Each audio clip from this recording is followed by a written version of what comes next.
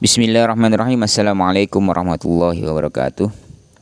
Selamat pagi, selamat siang, selamat sore, selamat malam. Salam sejahtera untuk kita semuanya. Pada kesempatan kali ini kita akan belajar bersama tentang jenis konsep. Dalam kegiatan pengkatalogan itu dikenal ada dua kegiatan utama. Yang pertama yaitu kegiatan pengkatalogan deskriptif, dan yang kedua adalah pengkatalogan subjek atau pengindeksan subjek. Kegiatan pengkatalogan deskriptif sendiri merupakan kegiatan untuk menggambarkan suatu buku atau suatu koleksi secara fisik dengan cara biasanya mengidentifikasi judulnya, pengarangnya, ukuran bukunya, dan lain sebagainya, yang kemudian dikenal dengan istilah 8 deskripsi bibliografi, 8 daerah deskripsi bibliografi. Sedangkan pengkatalogan subjek atau pengindekan subjek merupakan suatu kegiatan dalam pengkatalogan untuk menggambarkan isi dari suatu koleksi. Nah, dalam kegiatan pengkatalogan subjek atau pengindeksan subjek, ketika pengelola perpustakaan ingin menentukan isi suatu koleksi, ingin menentukan subjek suatu koleksi, maka ada dua istilah yang saling berkaitan. Ada dua hal yang perlu dikuasai. Yang pertama adalah menguasai jenis konsepnya, dan yang kedua adalah menguasai jenis subjeknya. Untuk menentukan subjek dari koleksi itu apa subjeknya. Nah, dalam video kali ini kita akan belajar terkait jenis konsep. Apa itu jenis konsep? Jenis konsep ini adalah suatu kegiatan dalam pengindekan subjek untuk menentukan isi intelektual suatu koleksi. Untuk menentukan kandungan dari suatu buku, kandungan dari koleksi perpustakaan itu masuk ke dalam bidang ilmu apa, masuk ke dalam disiplin keilmuannya apa, sehingga nanti bisa dilanjutkan untuk menentukan subjeknya apa. Nah, dalam jenis konsep itu dikenal 3 istilah. Yang pertama adalah konsep disiplin ilmu, yang kedua adalah fenomena, dan yang ketiga adalah konsep bentuk. Kita bahas satu persatu. Konsep disiplin ilmu merupakan ketika menentukan disiplin ilmu suatu koleksi, berarti kita sedang menentukan bidang kajian dari suatu koleksi itu. Ya. Jadi ketika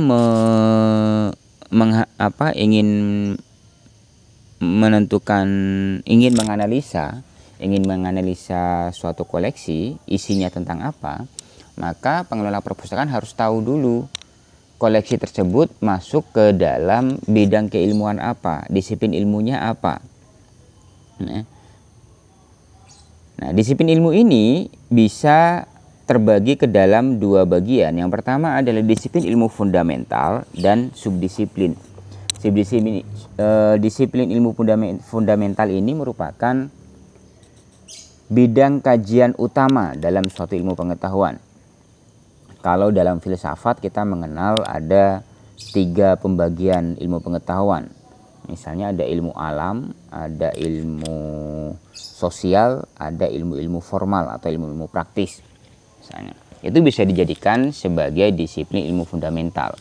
Atau kalau dalam dunia perpustakaan itu dikenal 10 pengelompokan ilmu pengetahuan, mulai dari ilmu umum, kemudian ilmu agama, ilmu sosial, ilmu bahasa, ilmu murni, ilmu terapan, ilmu kesenian dan olahraga, ilmu kesusastraan, dan ilmu ilmu sejarah, ilmu sejarah. Itu juga bisa dijadikan sebagai bagian dari pembagian disiplin ilmu fundamental. Nah, kemudian ada lagi yang namanya subdisiplin. Ya. Subdisiplin ini adalah spesifikasi atau pembagian lebih lanjut dari ilmu fundamental. Misalnya kalau ilmu-ilmu alam, ya, misalnya ilmu-ilmu alam terbagi lagi, misalnya ada fisika, ada kimia, ada biologi, dan lain sebagainya. Untuk ilmu sosial misalnya ada ilmu ekonomi, ada ilmu pendidikan, ada sosiologi, dan lain sebagainya. Ilmu-ilmu formal atau ilmu praktis itu ada linguistik, ada ilmu teknik, dan lain sebagainya. Nah, itu adalah subdisiplinnya. Nah,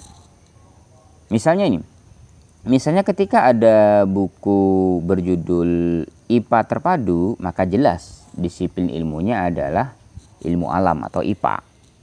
Nah, sedangkan untuk ada buku, misalnya ada buku berjudul Fisika untuk SMA atau Madrasah Aliyah, maka isi dari buku itu adalah masuk ke dalam kategori ilmu pengetahuan alam pada subdisiplin fisika. Sehingga nanti disiplin ilmunya yang kita ambil adalah yang lebih spesifik, yaitu fisikanya. Nah, kira-kira seperti itu. Nah, itu adalah penjelasan terkait disiplin ilmu. Nah, selanjutnya adalah fenomena. Konsep fenomena merupakan topik, ya, merupakan topik atau kajian yang dibahas dalam suatu disiplin ilmu. Nah, fenomena ini terbagi ke dalam dua jenis, yaitu ada fenomena yang konkret, yang jelas, ada fenomena yang abstrak, yang tidak bisa diraba, tidak bisa disentuh, dan lain sebagainya. Nah, fenomena ini bisa berbentuk jenis pembahasan yang dikaji dalam suatu disiplin ilmu, bisa juga berbentuk wilayah, dan lain sebagainya. Ya. Misalnya ini ada buku berjudul Perancangan Peraturan Perundang-undangan misalnya. Nah, buku ini disiplin ilmunya adalah bidang hukum. Nah, buku ini disiplin ilmunya adalah bidang hukum. Nah, objek yang dibahas, objek yang dikaji di dalam di dalam disiplin ilmu tersebut adalah tentang peraturan perundang-undangan. Jadi fenomenanya adalah tentang peraturan perundang-undangan. Kira seperti itu. Ya. Dan yang terakhir adalah konsep bentuk. Nah, konsep bentuk merupakan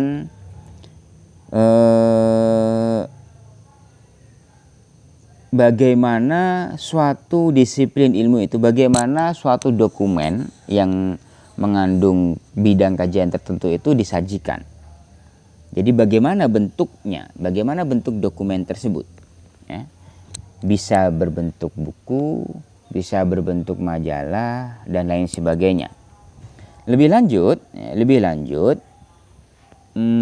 konsep bentuk ini terbagi ke dalam 3 jenis. Yang pertama adalah bentuk fisik. Suatu koleksi bisa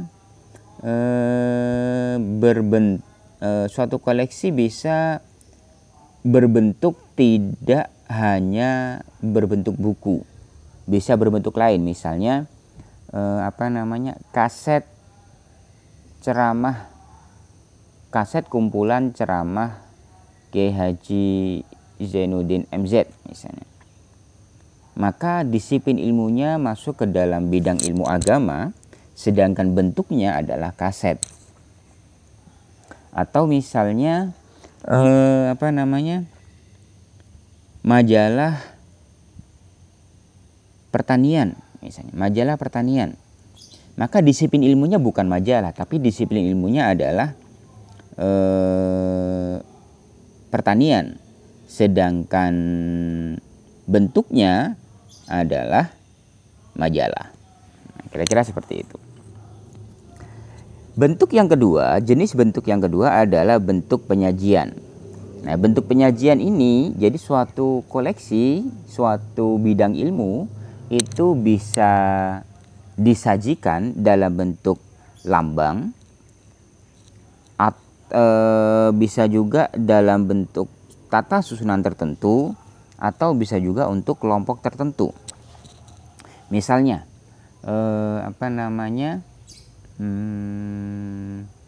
misalnya kumpulan foto. Jadi misalnya ada suatu buku yang berisi kumpulan foto peristiwa peristiwa agresi militer pertama misalnya. Nah, maka disiplin ilmunya itu bukan foto, melainkan disiplin ilmunya adalah ilmu sejarah yang disajikan dalam bentuk lambang berupa foto, berupa gambar. Atau misalnya ada buku yang berjudul misalnya ayat-ayat cinta English version misalnya. Maka tetap disiplin ilmunya, meskipun dia berbahasa Inggris, maka tetap disiplin ilmunya adalah karya sastra Indonesia, dalam hal ini berbentuk novel. Sedangkan bentuk penyajiannya adalah disajikan dalam bahasa Inggris. Kira-kira seperti itu. Bisa juga suatu koleksi itu disajikan dalam tata susunan tertentu. Ada yang berdasarkan kronologisnya, ada yang berdasarkan abjad dan lain sebagainya. Misalnya ada buku berjudul Kamus Pertanian. Maka disiplin ilmunya adalah pertanian, sedangkan bentuk penyajiannya yang disajikan dalam bentuk kamus. Dalam hal ini adalah tata susunannya berdasarkan abjad. Atau misalnya ada buku lagi berjudul Ensiklopedia Pendidikan di Indonesia. Maka disiplin ilmunya adalah pendidikan, sedangkan fenomenanya adalah wilayah Indonesia. Kemudian bentuknya disajikan dalam bentuk ensiklopedia. Ada juga suatu koleksi yang disajikan untuk kelompok khusus. Ya. Misalnya tadi ada fisika untuk SMA, fisika untuk SD. Tetap disiplin ilmunya tetap fisika. Namun yang satu disajikan untuk SD, yang satu lagi disajikan untuk SMA, misalnya seperti itu. Meskipun di SD tidak ada fisika, misalnya untuk SMP seperti itu misalnya. Nah, yang terakhir untuk jenis bentuk ini adalah bentuk intelektual.